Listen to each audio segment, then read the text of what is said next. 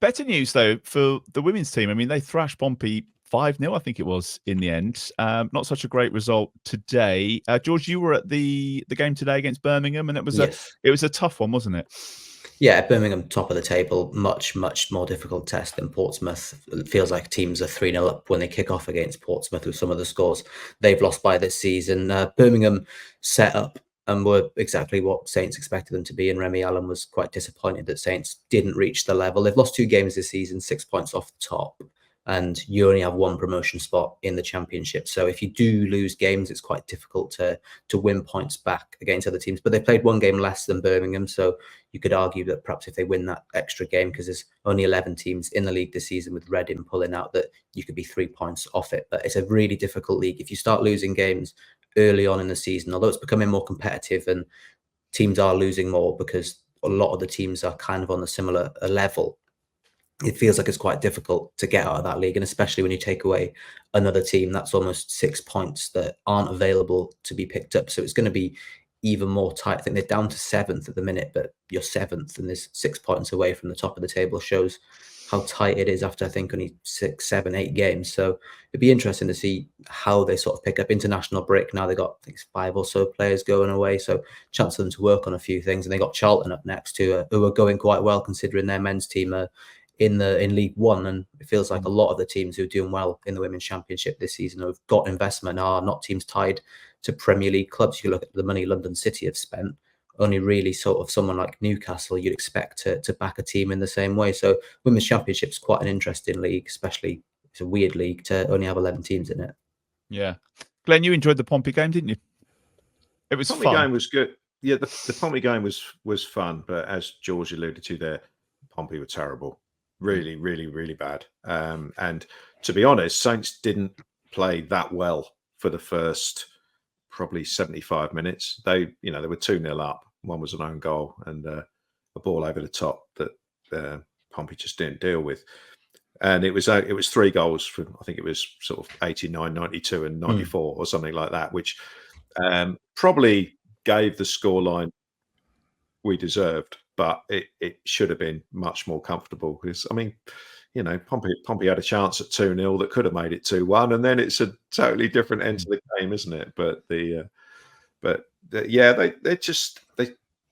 from what I saw of the game, they controlled the game pretty well. They always looked to pass forward, which I thought was good, but they made a lot of sort of like wrong decisions in the final third, and they didn't sort of like take as or create as many chances, I think was the main problem. There was a lot of sort of like someone attempts to play the final ball through and it didn't quite work. So, but as Steve has said earlier, when we talked about the women's team, they lost a lot of sort of attacking players and they haven't really replaced them. So there's that's a bit of an issue. And to be honest, from what I've seen and with the result today, I would be surprised if they are challenging for that. For that top spot at the end of the season. There was a lot of change in the summer, Steve. New manager as well coming in, but this isn't really the start they would have wanted. They're not kind of where they want to be. It's not ideal, and also if you look at, I mean, I do wonder, like the preparation at the start of the season just felt a little bit haphazard. There was a lot of, I mean, you never really quite knew what was going on with basically all the preseason friendlies were behind closed doors for reasons unknown. Nobody could get a look at what, how the new manager was trying to set things up, what was going to be different compared to last season under Marianne Spacey Kale. And yeah, you go into the season, and actually that opening game of the season where they drew 1-1 at home to Bristol City and were probably fortunate to get that point. And actually, you look at how the other results have gone, and actually Bristol City are going to be one of the weaker sides in this division. I mean, there's no obviously on any one day any team can win any given game, but and we've dropped points at home to Blackburn, who have barely beaten anybody else either. So it's finishing off those games against the weaker teams. We've actually played all right in the games against the better sides. Like we go up to Sunderland and win 3-0. I mean, Sunderland have been fairly free scoring. So yeah, it's looking like another one of those frustrating seasons where if we had I mean, you look at what Crystal Palace had last season. They had, I think their top scorer got 20 something, and their second top scorer had 15. And killing games off against the weaker sides with, you've got players like that who are basically, you get a game against a team in the bottom 2 or 3, and those two players are going to guarantee to get 3 goals between them every game. You just give them enough chances, they will take them. Whereas we don't quite have that clinical edge to us yet. We've got good players who on their day can score goals and can score plenty of them. I mean, you look at, as I say, the quality of the goals that we scored away at Sunderland. I mean, I guess the 3 late ones against Pompey were all a little bit sort of breakaway, but you've still got to finish those chances, and they did so. But yeah, I think while we do seem to be scoring more goals so far, we don't seem to be quite looking like we're going to be clinical enough to challenge properly. I think probably similar finish to last season, I would imagine, which, I mean, given the sort of upheaval in the summer, might not be seen as necessarily a bad ending. But yeah, I mean, there's always an opportunity to win this division. There's nobody who, I mean, as George said, London City Lioness has got a big budget, but they've not looked particularly great to start with. They're looking a little bit like they're still getting their feet under the table. So yeah, the title is there for somebody, but it's one of those, you've probably got to make a pretty fast start, and we haven't quite done it, I don't think. Anything else on the women's team? I think talk about sort of not having too much attacking quality. If you do think they have players who can become goal scorers, Rihanna Dean is someone who has done it in the Championship. It's more about keeping her fit. She's got 5 already.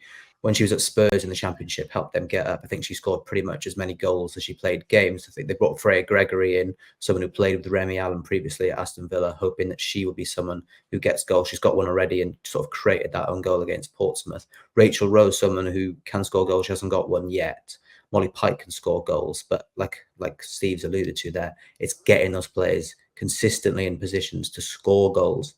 Particularly in home games, it feels like whenever they go somewhere, they go and score 5 at Pompey, score 3 at Sunderland. They're scoring goals away from home. It's then when you come and see them at St Mary's, you're almost thinking sometimes, when's the goal going to come? You don't think it's going to come. And today was another one of those games where every time they sort of got into the final third, you thought it's not going to come. You can almost see it before that final ball finds no one.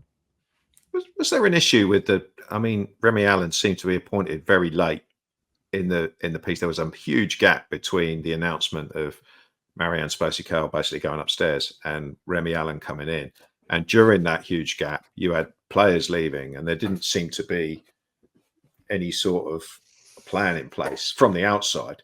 You know, there was obviously Marianne was still there, but you know, a new manager you would think would want to be involved earlier in the piece to try and bring in the players that they want to bring in. They just seem to be, you know, just a big gap to me, that in an ideal world wouldn't have happened. I mean, I don't know what the situation was with regards to Remy Allen and a previous club, whether she had to wait a certain amount of time before she could take another job or anything like that.